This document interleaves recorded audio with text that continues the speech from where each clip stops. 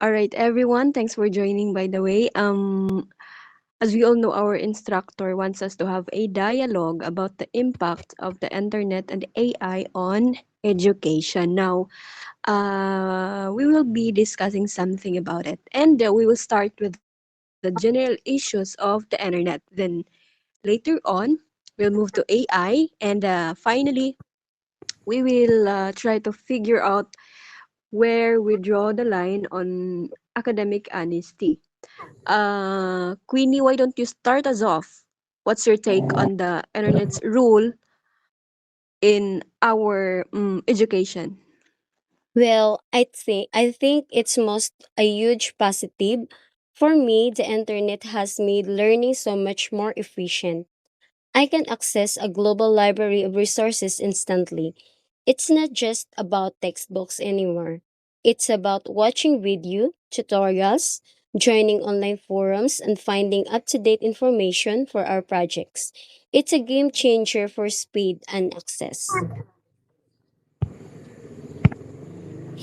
I agree that access to information is a benefit, but what about the quality of that information? The internet is a breeding ground for misinformation and fake news, right?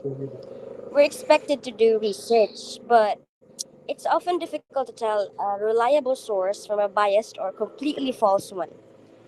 It's a serious challenge that puts the responsibility on us to become digital detectives. And also, let's not forget the distractions. We all know that it is so easy to get sidetracked. A simple research task can turn into hours of scrolling through social media or watching unrelated videos. I find it really affects my ability to concentrate and think deeply about the subject. It can make us passive consumers of information instead of active learners. That's great point, Isa. That's why I think the internet's biggest implication is the need for a new skill, information literacy.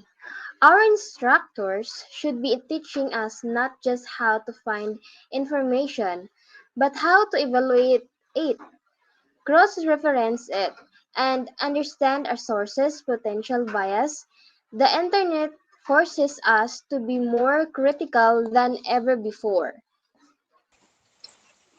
So, from a technical perspective, the internet has made a lot of hands-on learning more accessible. For example, I can watch a tutorial on welding techniques or a demonstration on fixing an electrical circuit before I even enter the workshop. It complements our practical skills, allowing us to be better prepared for the actual task. Those are all excellent. It seems like the internet is becoming a tool for AI. Danilin, you mentioned efficiency before. How does AI fit into that? Well, AI is the next level of efficiency.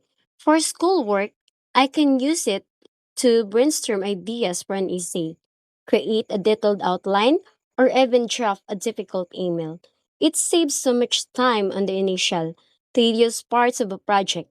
I see it as a powerful assistant that helps me get my thoughts organized faster. But isn't that a huge con? If AI is doing the outlining and drafting for you, are you really developing your own skill in thinking and organizing? Our TLE curriculum is about learning skills from the ground up. If we really rely on AI to write for us, we'll lose the ability to articulate our own ideas and structure in our own arguments. I am also worried about the social implications. There's a con related to equity. Not every student can afford a premium EI subscription. If some students have a personal EI tutor to help them with every assignment, while others don't, it, it creates a new form of the digital divide, and it's not fair.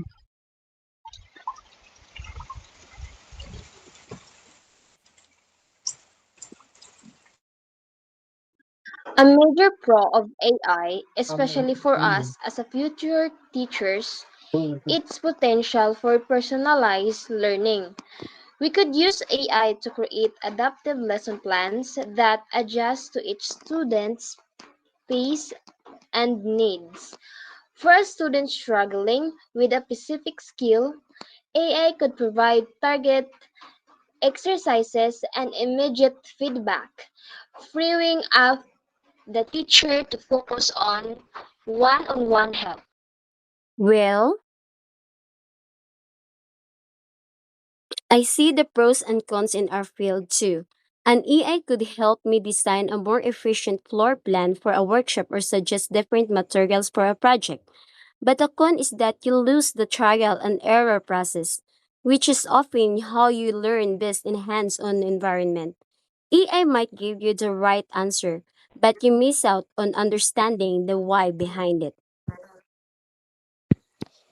It is clear that AI is a tool with immense potential but also significant risks. So, this brings us to the last part of our dialogue. Where do we draw the line in academic honesty?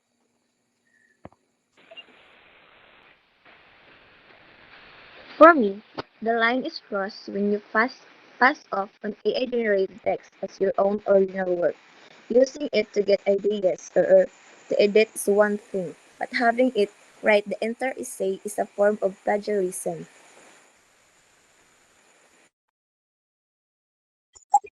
I agree with Isa. It's about intellectual ownership. The work we submit should reflect our own effort and thought process. If we use AI, we need to be transparent about it, just like we cite a book or an article. Our instructors should give us a clear guidelines on when and how we can use AI and how to properly cite it. Also, the line is also about skill development. If an assignment is meant to teach you a specific skill, like persuasive writing or critical analysis, and you use AI to bypass that learning process, you're being academically dishonest to yourself.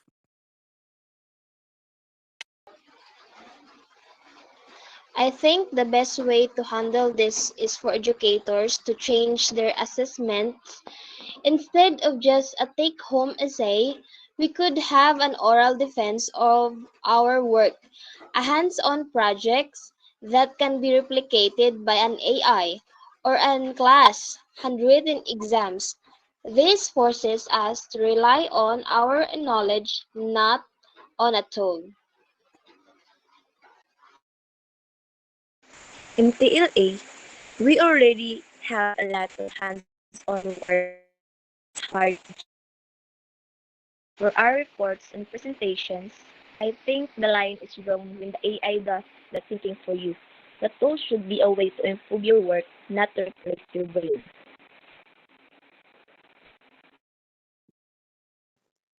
Well, that's a perfect summary, Aiza. And the line of academic honesty, it isn't about banning technology. It's about fostering transparency and intellectual integrity. It's up to us as future educators to not just use these tools, but to teach our students how to use them ethically and responsibly. And I guess that's all, no? And we have heard everything. And I would like to extend my thanks for everyone for joining this virtual conversation, a very vital one. And let's continue working towards responsible AI implementation in digital learning. That's all. And thank you. Thank you for giving your time. Thank you. Thank you. Thank you. Bye-bye. Thank you. Bye.